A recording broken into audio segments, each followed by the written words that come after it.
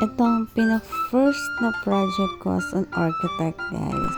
Ako ay nagpapasalamat talaga sa client ko na nakita lang niya yung mga gawa ko sa Facebook. Pero ito ay nasa kalapit lang namin na municipality. So, kung sino pa yung hindi mo mga kaano-ano, yun pa sila yung nagpapadesign sa'yo, yung nagtatrust sa'yo. Diba, guys? Salamat talaga sa aking client. Renovation project pala ito, guys. So, mag-propose na tayo. A little longer than a few minutes later. Ito na ang proposed design ko, guys.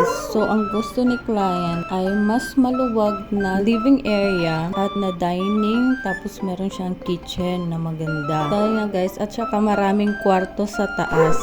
At magandang staircase na nasa ilalim yung storage room at family area sa taas. One pair of pants later. Nagsimula na tayo sa construction, guys. So, nung dumating kami, nagsisimula na talaga sila sa construction. Kasama ko dito sa project na to ang aking pinsan na civil engineer. Siya ang nag-supervise sa site. Maganda talaga ang naisip ng client na kumuha sila ng mga professionals.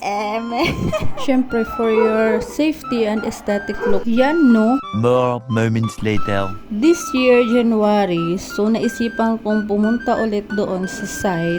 Tingnan, kumustahin kung ano na yung update sa construction. Kasi kumuha din ako ng pasalubong na moron. Ito na ang bumungad sa akin. Super napakaganda at halos yung design ko ay nasunod. Kaso, hindi ko kasi siya na-monitor kasi nagpunta na kasi ako sa Manila kasi nag-work ako. Pero, kahit madaming challenges, at least nasa halos 70% na sila sa construction, guys. Kahit paunti-unti lang nila itong kinonstruct kasi nga sa budget. Kasi kung may pera lang si client, doon lang sila bumibili ng materials at kukontinue ulit ng construction. Kung mapapansin nyo, guys, yung kitchen nila, ibang-iba na talaga doon sa unang kitchen nila, diba, guys? At yung living area nila ay sobrang maluwag na, guys. Kaso hindi ko nga na-picturean dati yung loob sa may living area. Kasi masikip lang yun doon. So, ginawa namin yung kwarto, isang buong kwarto na ngayon. At meron na silang lanay dito. O, diba? May palanay pa. At yan na yung dining area nila, guys. At diretso yung hagdan. Ito na yung buong kwarto, guys. So, sabi nga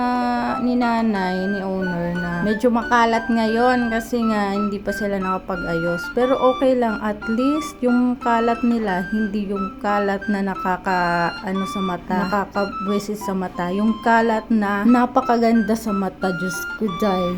At ito na yung hagdan, medyo hindi nasunod yung hagdan sa design ko, pero wala na tayong magagawa dyan, guys, pero wala namang problema. At ito yung CR, napakaluwag na CR, guys, at yung dalawang kwarto na additional, at doon sa likod may balcony, papunta doon diretso, at pataas naman merong spiral na stairs paakyat sa roof deck. So, hindi na ako pumunta doon, guys, kasi itong aso, day, Diyos ko, parang gusto niya na akong paalisin.